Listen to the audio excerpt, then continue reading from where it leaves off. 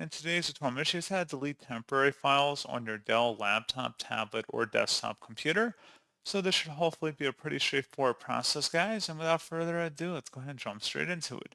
So what I have to do is open up the search menu, search for temporary. Best result should come back with delete temporary files. Go ahead and open that up. Select the temporary files section on this page once it loads. And then you can select whatever categories temporary files you want to delete. Just to keep this tutorial not too long, I'm going to keep temporary files checkmarked. And you may also want to go down and delete temporary internet files. But technically, you can clear all of these items in here.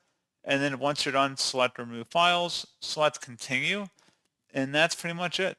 So, as always, thank you guys for watching this brief tutorial. I do hope that was able to help you out, and I do look forward to catching you all in the next tutorial. Goodbye.